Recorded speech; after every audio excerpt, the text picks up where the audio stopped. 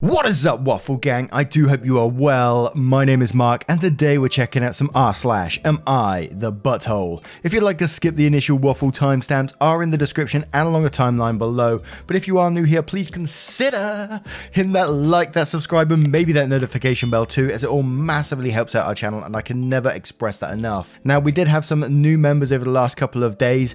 For some reason, they've only just updated today, so I do apologize. And we had joins from Luck of the Scottish, Kayla Poe, the Bronte sisters, and we had rejoins from Amanda Rivera, Moonchild, Zoe C, Jake Taylor, Anne E Took with the upgrade, and Larry with a rejoin. Thank you so much for your love and your support, and everyone for your time. It means the absolute world and allows this channel to continue to grow and me doing what I absolutely love doing. So thank you so much from the bottom of my heart, and let's crack on with today's stories. You bloody lovely so-and-sos. Now, this first story is from a throwaway account. Am I the arsehole for kicking my daughter's boyfriend out of the house for eating from the birthday cake before the party started? I'm a mother of two girls, Lily 14 and Monica 21. Monica has a boyfriend 20 who visits with her often. To be frank, he's not too polite, or to rephrase, he lacks social skills and always ends up doing things that can be annoying whether intentional or not. It's been affecting Lily, and there has been instances where Monica's boyfriend ruined Lily's maths project and ruined her camera by dropping it. Because of his increasingly reckless behaviour, I've set some basic rules and asked him to follow, like not touching anything that belongs to Lily. Monica didn't approve and said I was treating her boyfriend like a child and asked me to treat him like it's his own home.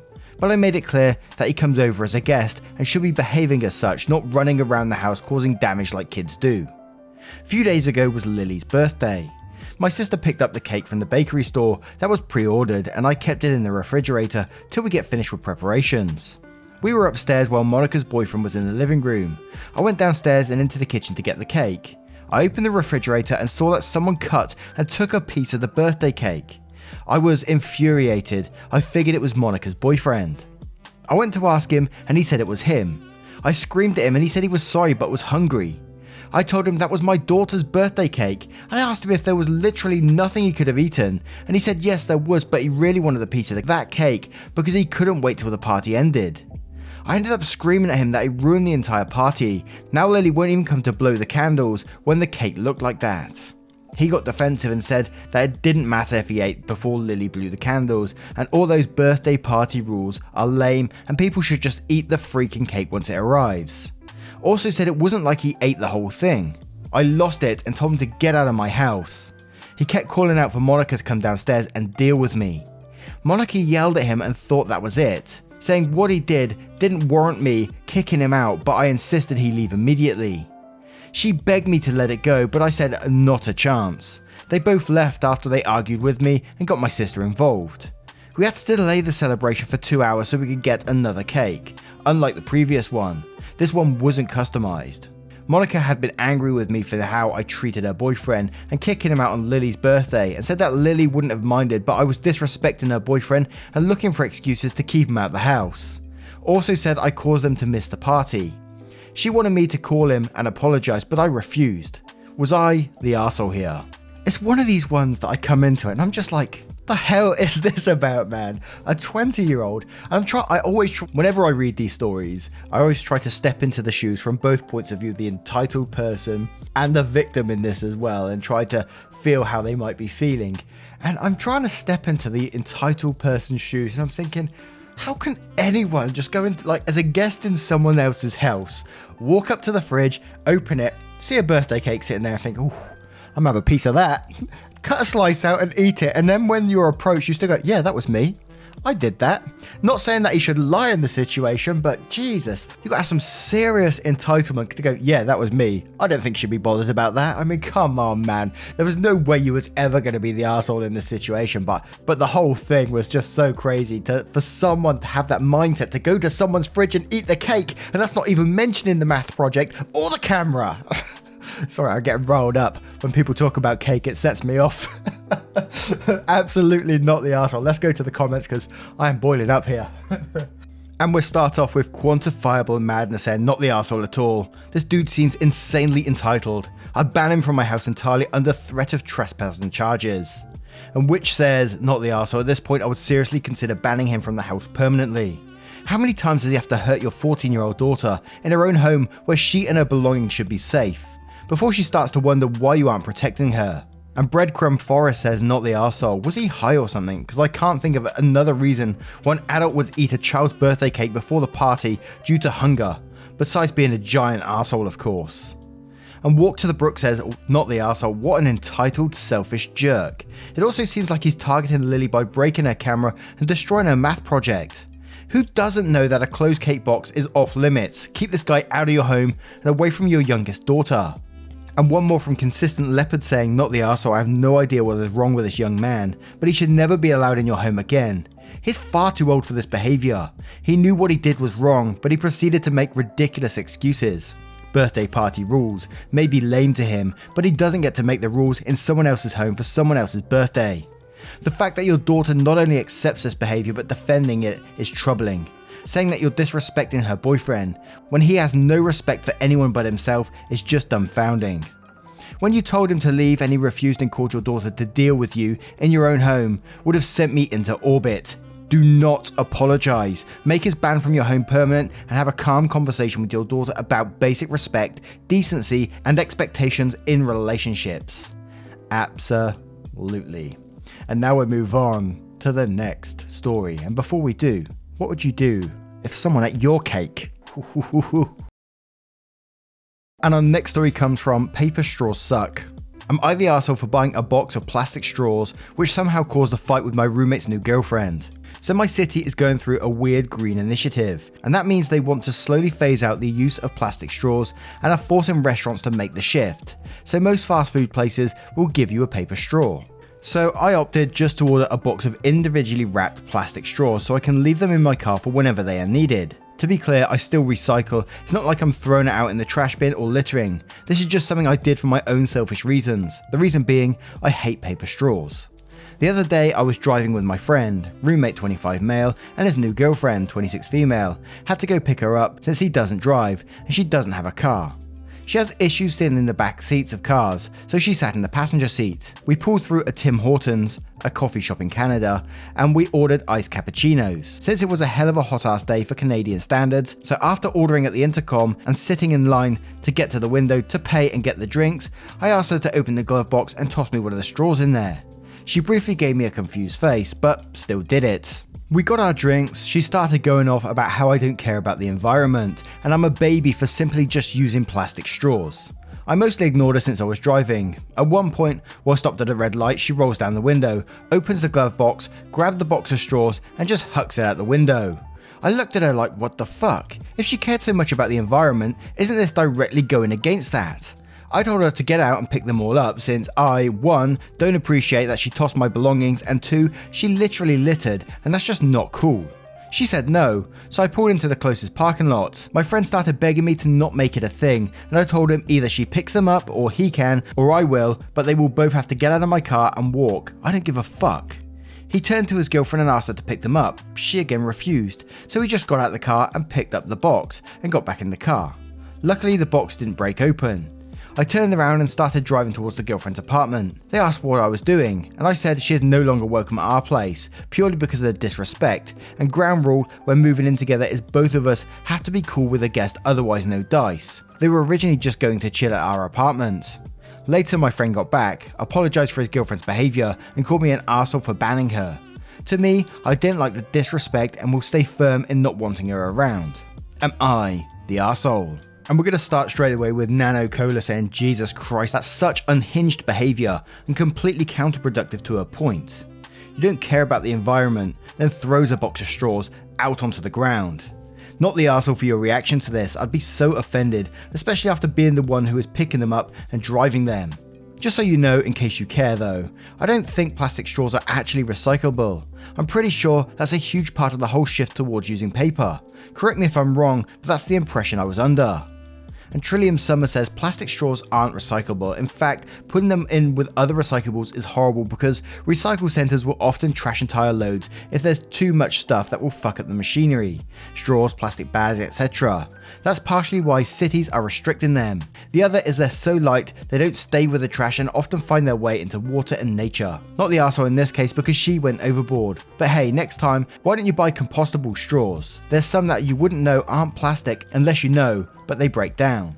And Alexa says, not the arsehole. Wait, she's so worried about the environment, but is it okay with being driven around in a car that causes more harm to the environment than a truckload of straws? And Nick Frag says, not the arsehole, what a psychotic reaction. First, plastic straws have been kind of a scapegoat for plastic waste. They still contribute for sure, and I'm glad some places have innovated to avoid the use of straws altogether.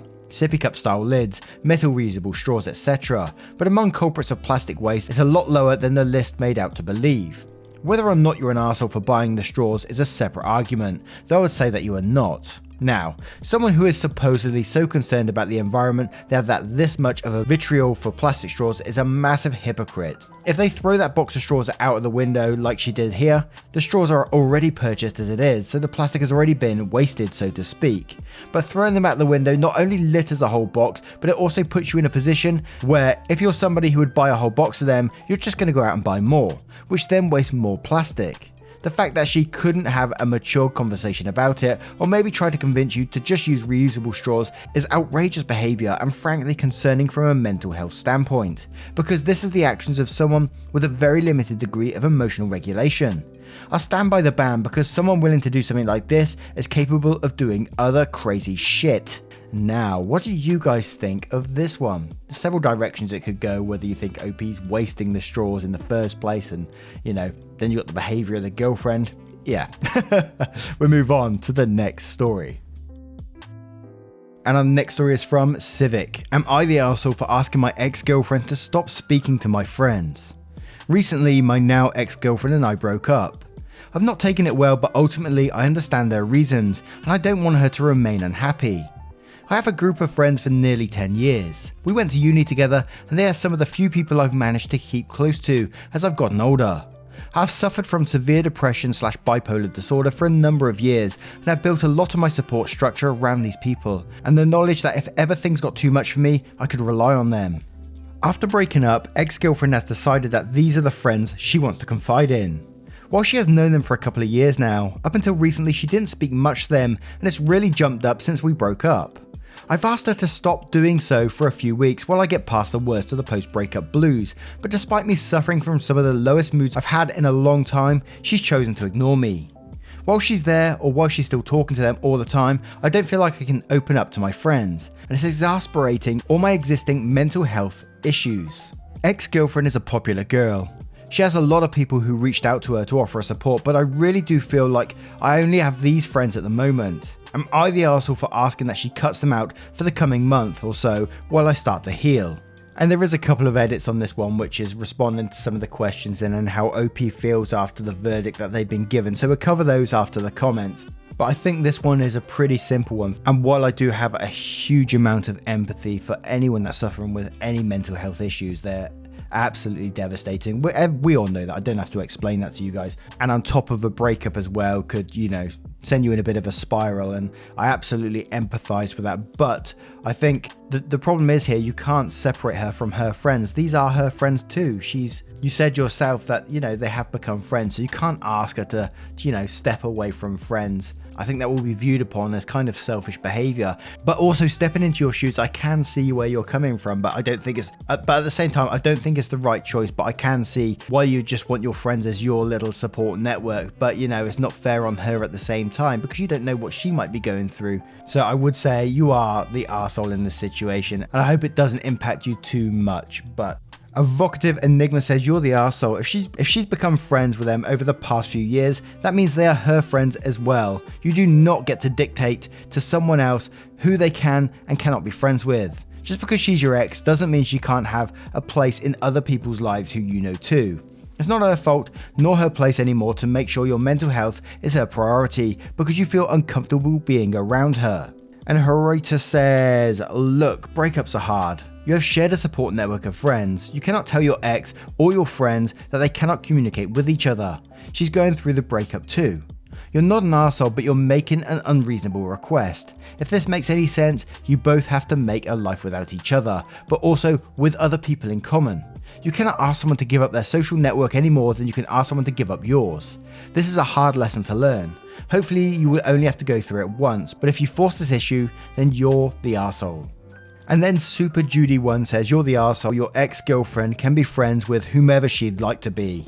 Cricket says you're the arsehole, if she's become friends with them as well, you can't just expect her to drop them. She can be friends with whomever she wants. And then I was looking through the comments trying to find something else, something a bit different, and I found this one from early equivalent 549 who says, everyone is calling you the arsehole, but if she never confided in your friends until after the breakup, that's shady as hell. Followed by Rat Looking, who replied to this end almost like she's trying to alienate him from his friends. He has mental health issues and there is only friends he confides in, so she starts talking to them. Did she start talking to them about the breakup before you could? But there's a chance she's talking to them because they're your friends and know you well, to get some insight from others about the failed relationship. Now, before we move on to the next story, we'll cover the updates from OP. So, edit, I'd like to be clear that I'm in no way forcing her, and I haven't pressed the issue. Simply asked if she'd consider it. She chose not to, and I completely understand. The friends in question are wonderful people, and I can see why she's grown close to them.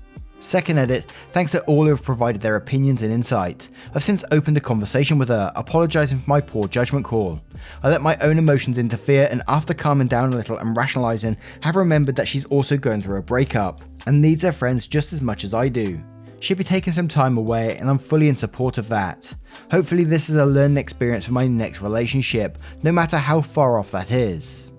I'm the arsehole. And I always like it when OP comes back with an edit and they've reflected on what's happened in the post and taken people's advice and use it as like a bit of education as well. I always think that's a great thing for themselves, for their future. Yeah, I don't know where I was going with that, but I think it's a great thing.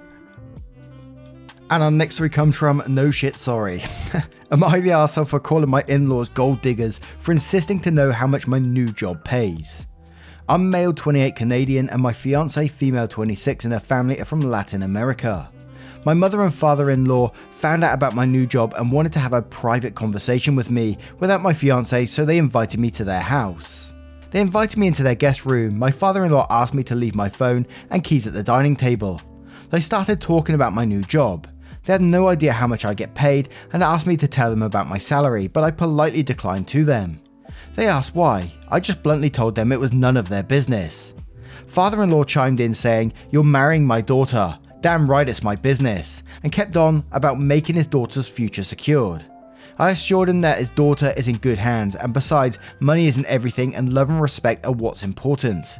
Mother-in-law disagreed and said that money is an important factor, then gave examples of issues I'll have in my marriage if I'm not capable of providing for my family. I refused to tell them, but again, assured them that I am doing well financially, so no worries. Mother-in-law refused to drop it, claimed I was being disrespectful by treating them like they were some strangers asking about how much I get paid, and demanded I give her a number. I got so annoyed and wanted to excuse myself to the bathroom, but father-in-law got up and locked the door. I asked what the hell he was doing. He told me to calm down and that he'd unlock the door when this conversation is over. I blew the fuck up and told him that their behaviour is unacceptable and what I earn is none of their goddamn business, and told them that only gold diggers behave like this, and right then they were giving me huge red flags. Mother-in-law gasped loudly and father-in-law immediately unlocked the door and asked me to leave his house. I grabbed my phone and my keys and walked out. Mother-in-law already called my fiancé and was crying, saying I disrespected them in their house and called them gold diggers for just asking how much I was doing with my new job. My fiancé was upset. I explained what her mum and dad did. She said I not only hurt her parents, but hurt her as well by calling them gold diggers, and I owe them an apology, but I refused to. I asked if she thought what her parents did was okay, but she reminded me that she's with me because she loves me whether I'm rich or poor, and it doesn't matter what others think. My fiancé never cared about money nor acted materialistic. She works as a babysitter and is happy with it. She said that I needed to apologise for calling them gold diggers and hurting their feelings for being worried about us. Although I assured them I'm doing well financially and that should have been the end of it. But I guess I escalated. They escalated and now I'm refusing to apologise. My relationship with them might suffer if I don't. Am I the arsehole? Hell no, you're not the arsehole. The parents have no rights. You said you're doing okay financially, and that should have been the end of it, like you said. But it was very, very strange all the way through this. I was getting bad vibes, keys and phone on the table before you go into another room. I was like, what the hell? Then when the father gets up and locks you in the room, I'd be like, no, this ain't happening. I'm out of there straight away. That is very, very strange behavior. They literally locked you in a room. Can that be considered kidnapping? I don't know. But it was like on the verge of it. And I think fiance is also an arsehole in this situation as well for backing them up and just going down this whole gold digger path. And it just sounds like they are. But she backed them up and refused to acknowledge about the whole pretty much locking you in a room and kidnapping you. I mean, what the hell? I'd be very concerned about that. These are the kind of people that I just wouldn't want to be around again, regardless of who they are. I mean, you say this might affect your relationship with them if you refuse to apologize. Let's face it, it's affected it anyway. They literally locked you in a room. This is going to affect your relationship. Yes, don't back down to this. But we'll start with Chiquita Banana Kush saying, not the arsehole, but deeply consider getting a prenup and reevaluating your relationship. Your in-laws are gold diggers and your fiance's reaction to it is deeply disturbing. She has her parents back before yours. Just because your fiance may not be exhibiting materialistic behaviors now, doesn't mean she won't ever. Given what you just witnessed with her parents, the apple clearly doesn't fall far from the tree. And Eat the Bunny 2 says, not the arsehole, locking you in was so past the line of okay, I'd reconsider marrying to this batshit crazy family. And Almost Alice says, they locked you in a room with them without your phone or keys. Definitely not the arsehole. If you're going to try and make it work with her, set boundaries now. Do not apologize for acting like anyone would in that situation. They weren't just rude, they were threatening. And the thing is, I'm sure your girlfriend knows how they are. And Fresca says, not the arsehole. So they low-key kidnapped you to get your financial info. Does your fiance know what you do for a living / how much you make? Do you know how much she makes? Because you guys will need to start making a budget, plan how you'll save for retirement, etc. So this info is kind of important, but just for the two of you. It's no one else's business but you two. Your fiance should be mortified and not asking you to apologize. This is a red flag all around. And Small Sacrifice says, not the arsehole, but dude, do not marry this woman. She sides with her parents who unlawfully confined you. They committed a crime and she's upset with you. If you marry her, your life will be hell. And Weskit says, not the arsehole, if your fiance sides with them over this extreme breach of decency, then she's not the one for you. The locking of the door is actually unlawful detainment, a crime in the US. I assume it is in Canada as well. And the Greek Snook says, info, how much do you make? And we're finished with Little Logic Please saying, not the arsehole, it's deeply concerning that you are saying love and respect are what's important, but not expecting your fiancés to express love and respect towards you in this instance. Her parents definitely premeditated the situation. They could have met both of you for dinner, asked politely about your work, and simply asked if your salary could provide for your new family. The whole family's behavior is disturbing. Your fiance did not answer your question about if she felt you were treated poorly, but deflected the question. Why? It's a yes/no question. She turned it around to make you feel like you needed their forgiveness. That's the wrong take. She may be conditioned to explain away anything they do and automatically give in. I don't know what your family plans are, but if you have children and Obello and Obella think they are misbehaving, what will they do? The fact that your fiance was not apparently okay with their behavior, but thinks you need to apologize to them for freaking out they locked you up, means it's possibly this is how she was disciplined. Do you want that for your own kids? Please think long and hard about marrying into this family. And now, what do you guys think of today's collections of stories? This last one was a pretty wild one for me, but I would love to know your verdicts and your comments below, if you choose to share them, of course. And just a huge thank you for spending 20 minutes or so of your day with me, listening to a few stories and getting involved. It means the absolute world. And if you want to support the channel further, you absolutely can, but again, never any pressure to do so by clicking that join button down below for YouTube, or clicking the link in the description for Patreon and joining up there. Thank you so much for your love, your time, and your support, and I will see you spicy so-and-so, in the next one. Take care, guys. Much love. Boxes are defeating, purpose always fleeting. I pose questions to the ceiling like an answer gonna come. Truth is too revealing, life is easier concealing. All emotions till the start on your heart going numb. I shouldn't be in drive more, I just wanna feel alive more. I feel hurt all the time, boy, I can't see straight. I've been